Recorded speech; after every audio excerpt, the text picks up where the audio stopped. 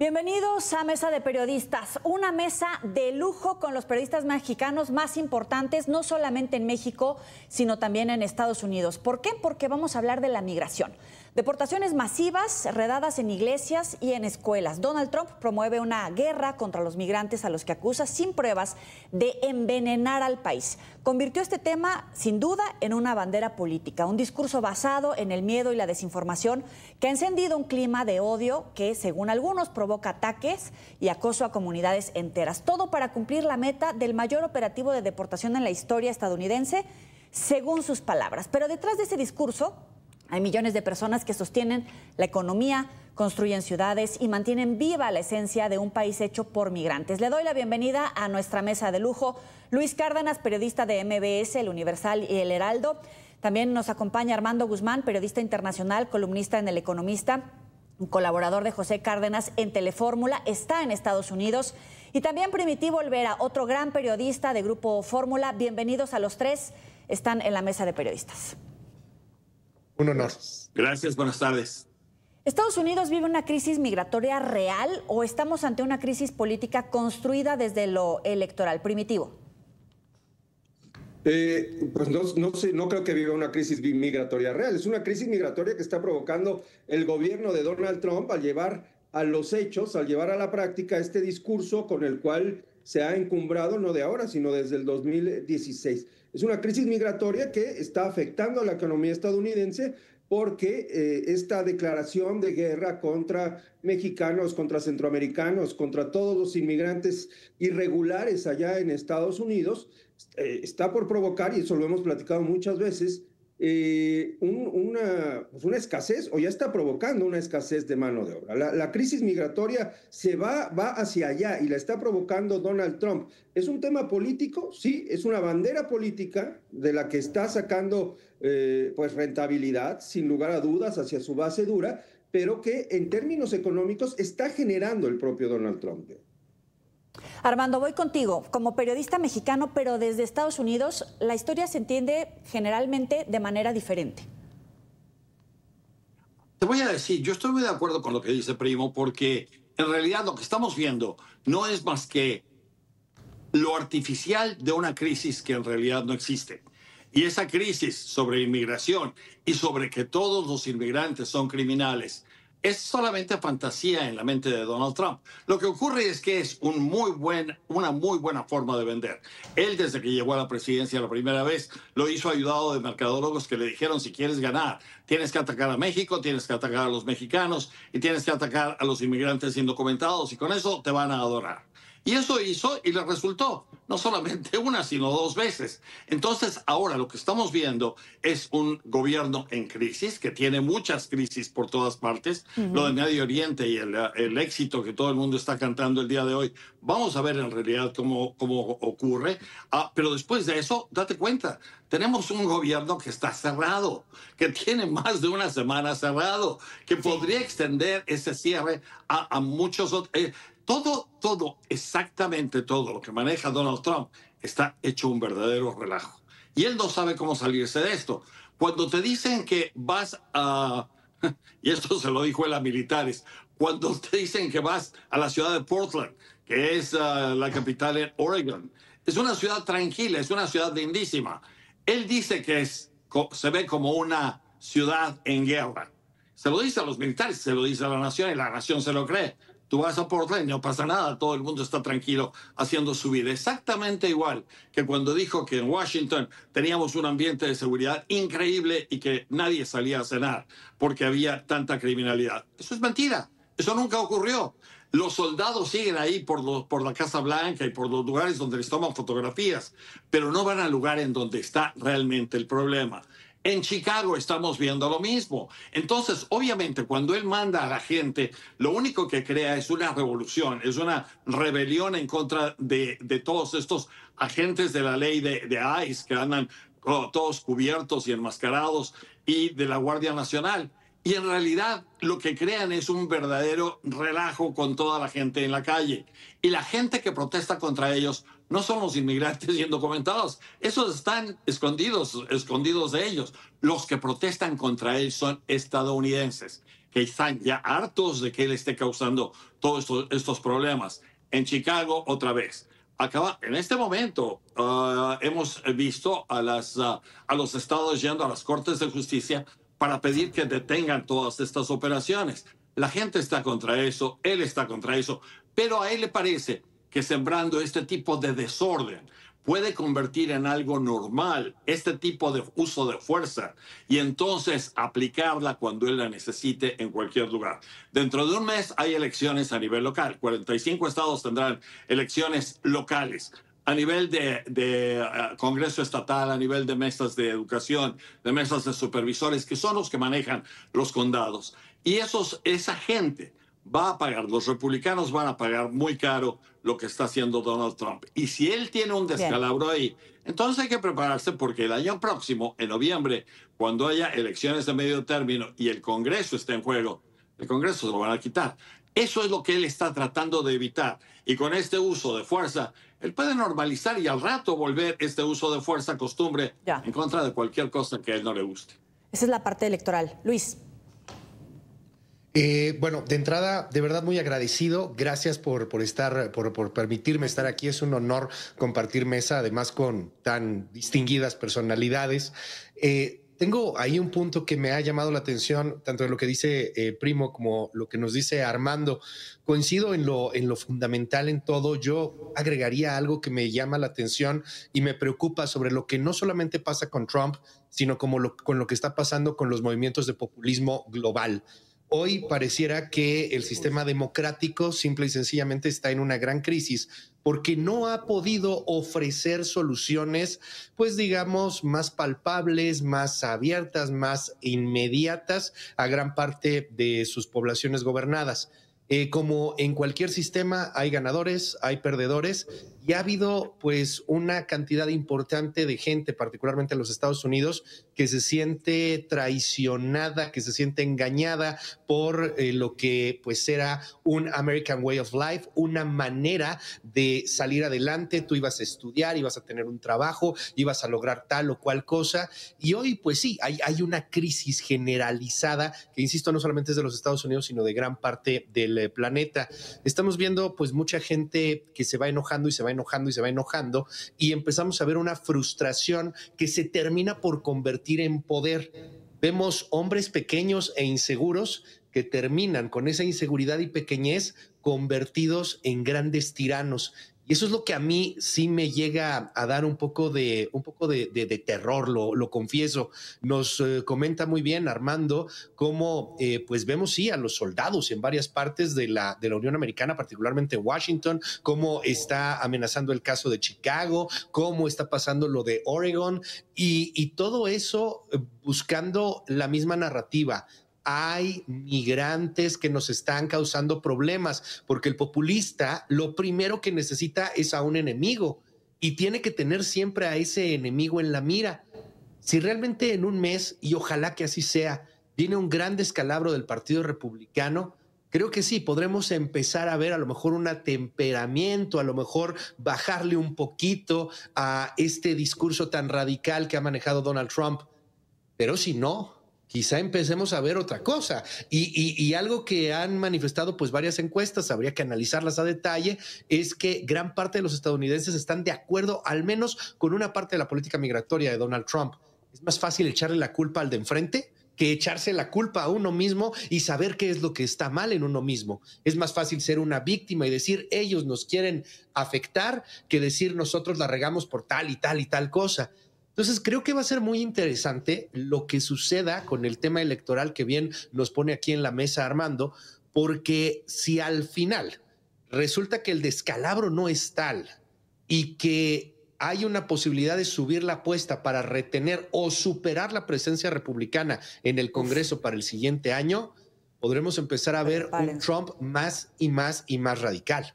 A ver, te tomo la provocación y se las planteo de esta manera. Armando, efectivamente ya nos explicaste el fenómeno en términos políticos, pero ¿qué pasa con la gente? ¿Por qué si los migrantes, como tu caso, un periodista reconocido, factor clave en la economía, pagas impuestos, tienes tu trayectoria, cualquier ciudadano puede ser usado como chivo expiatorio solamente por verlo.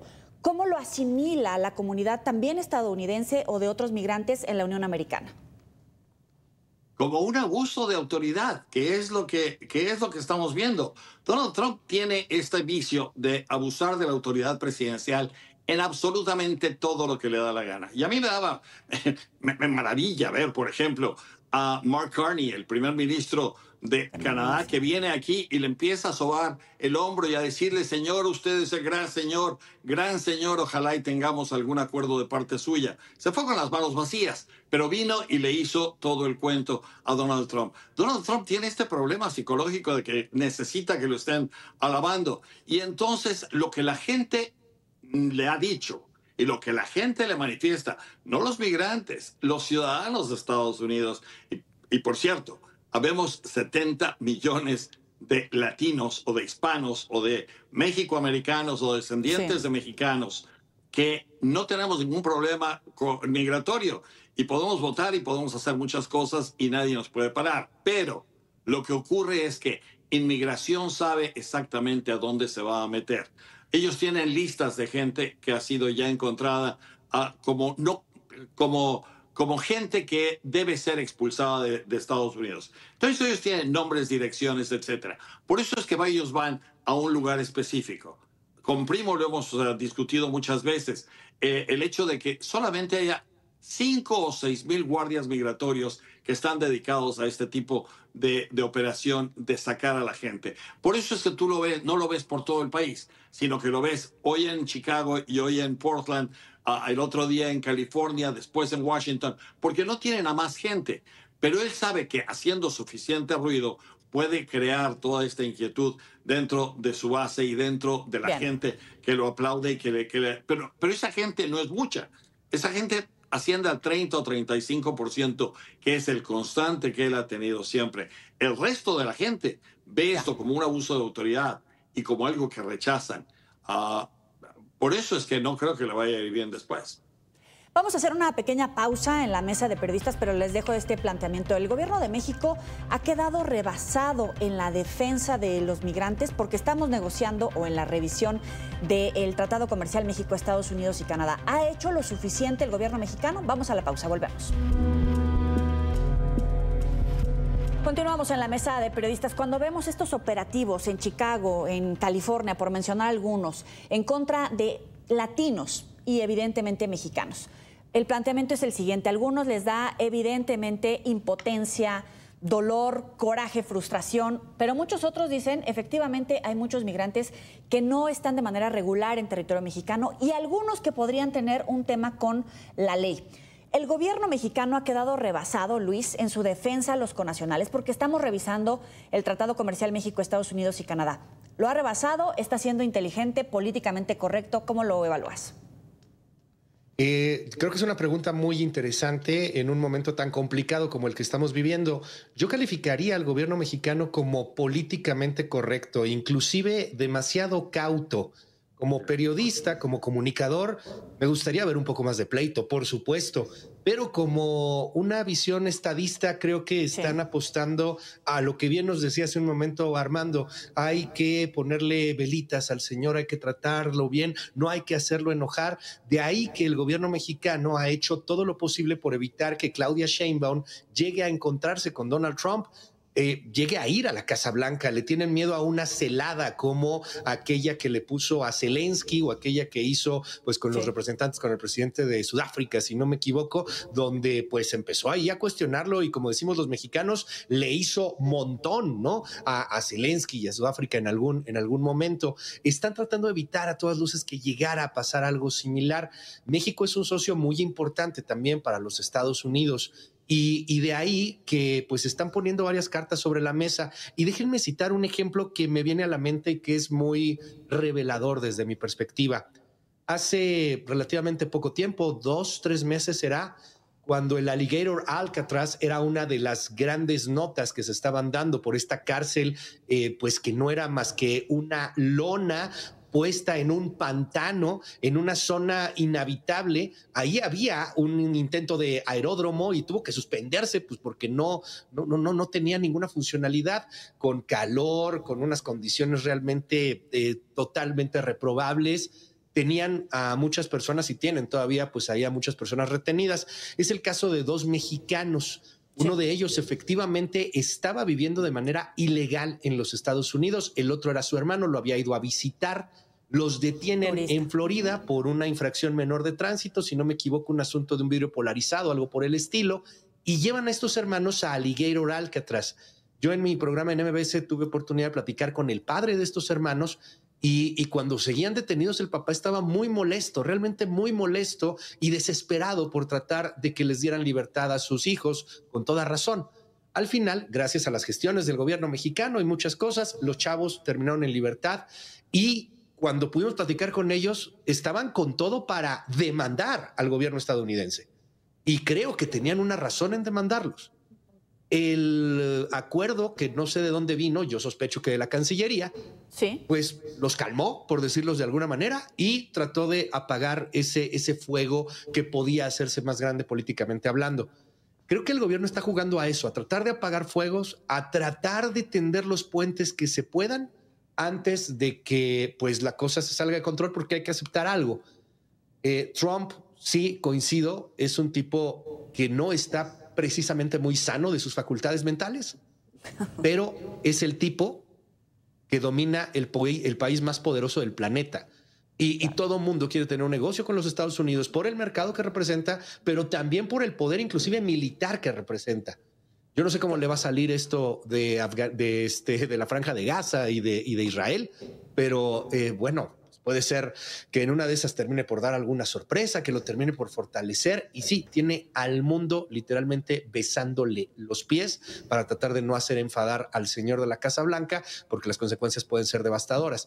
Para un país y para una característica como las que tenemos en México, donde nuestra principal pues canal comercial es Estados Unidos, evidentemente que tiene que ser sumamente cuidadoso. Y cierro nada más diciendo algo. Habría que ver los datos, no los tengo así como que muy frescos, pero la cantidad de mexicanos deportados, si bien es alta, no es tan alta como se esperaba. Ha habido muchísimos deportados, pero de otras nacionalidades. Y yo también ahí concedería algo un poco con reservas hacia esta relación México-Estados Unidos, y es que no nos han puesto, y era uno de los grandes riesgos, que nos deportaran a personas pues, que no eran mexicanas, no necesariamente, y que se nos hiciera un problema más grande en nuestra frontera. Hasta el momento creo que eso se ha relativamente respetado y están deportando a los lugares de origen, no necesariamente a México, que esa era una de las grandes preocupaciones que tenía el gobierno.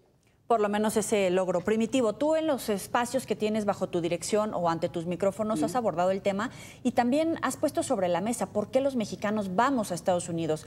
Desarrollo profesional, falta de oportunidades, bajos salarios. También es cierto que hay que mirar hacia adentro. ¿Por qué seguimos migrando? Muchos sí, por gusto, porque tienen la posibilidad, pero hay otros que se sienten más seguros bajo esas circunstancias que en territorio mexicano, para empezar, nada más por desplazamiento forzado, por violencia o por inseguridad.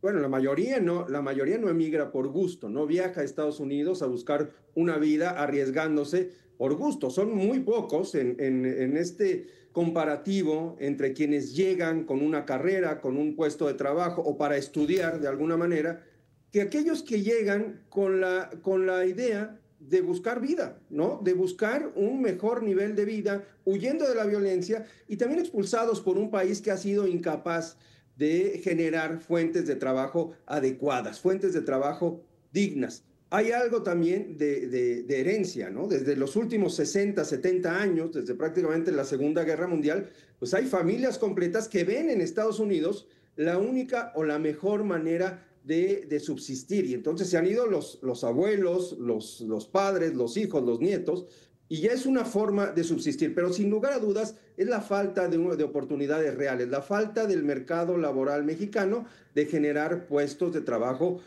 adecuados. Y en ese sentido, decía Luis hace un momento, que no han sido muchos los mexicanos que han sido expulsados por Estados Unidos, y sin lugar a dudas es correcto, pero sí hay un efecto que creo que es muy importante, que es la caída de remesas. México ha registrado la peor caída de remesas quizás de la historia. Llevamos 4 o 5 meses en donde hemos recibido cada vez menos dinero de Estados Unidos. ¿Eso qué te dice? Lo hemos platicado en muchas ocasiones con Armando.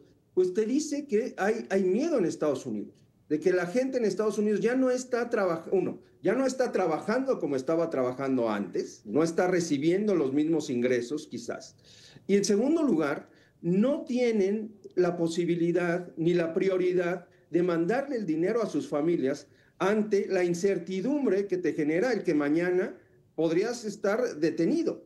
Es un efecto del miedo, es un efecto que va más allá de los hechos reales. Dice Armando, hay muy pocos, realmente muy pocos agentes del ICE. Por cierto, cada vez se está reclutando a más agentes del ICE improvisados que no conocen, ojo, no conocen las leyes migratorias, no conocen de protocolos de seguridad, que son auténticas pandillas, ¿no? Que van por los migrantes que pueden detener.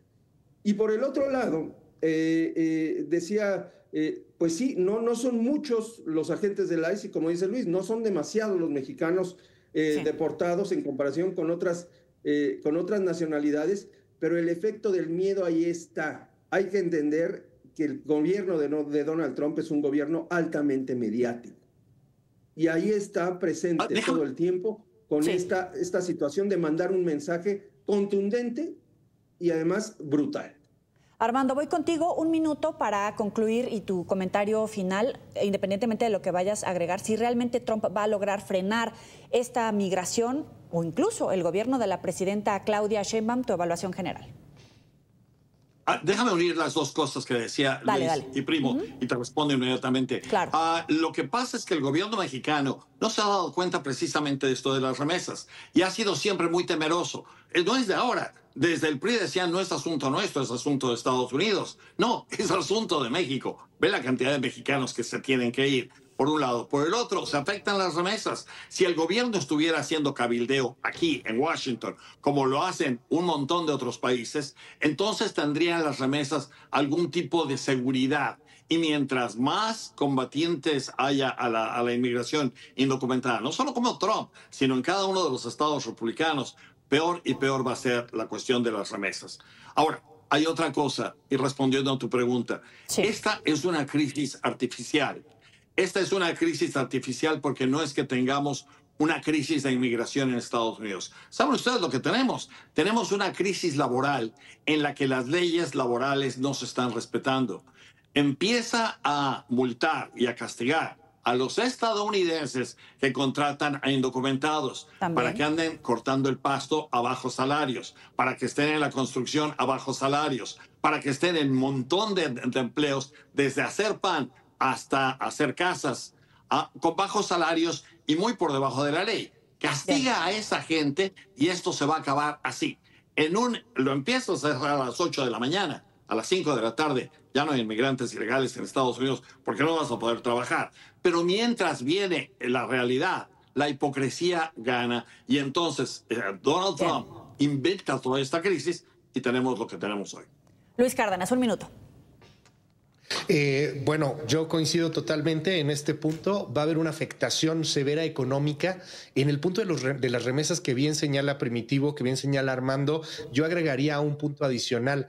Hay también ahí un tema que tenía que ver con lavado de dinero de remesas que venían desde los Estados Unidos hacia México. Esto, bueno, pues ha sido abordado por diversos periodistas de investigación criminal en particular y habría que ver de qué tamaño ha sido el daño y si esto se podría considerar o no un éxito dentro de estas limitaciones de remesas y estas bajas de remesas que hemos tenido. Si quien ya no está mandando dinero es quien trabaja legalmente o quien trabaja pues de una manera como cortando el césped, como panadero, etcétera, o si quien ya no está mandando dinero eran precisamente cárteles por el miedo de lo que pueda llegar a suceder. Es algo interesante, no tenemos los datos exactamente y creo que finalmente pues estamos en un momento en el cual vamos a estar viendo una afectación severa y que tendremos que esperar cuál es el resultado electoral más próximo para determinar si van a continuar con este discurso de odio, de antimigrante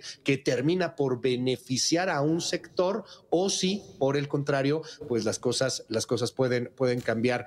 Me temo yo, ahí sí difiero un poco, me temo yo que probablemente esto, ojalá que me equivoque, pero puede terminar por beneficiarle a Donald Trump. Primitivo. Hay que estar muy pendientes de cuál es la actitud de Donald Trump, la escalada de persecución y también del discurso que se está generando.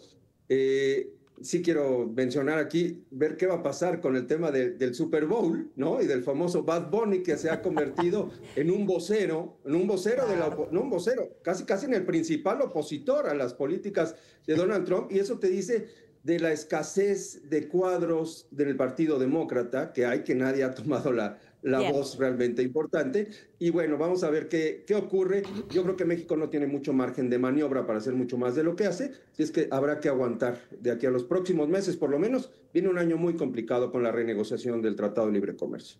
Primitivo Olvera, Luis Cárdenas desde México, Armando Guzmán desde Estados Unidos. Gracias por estar en Mesa de Periodistas. Buenas noches.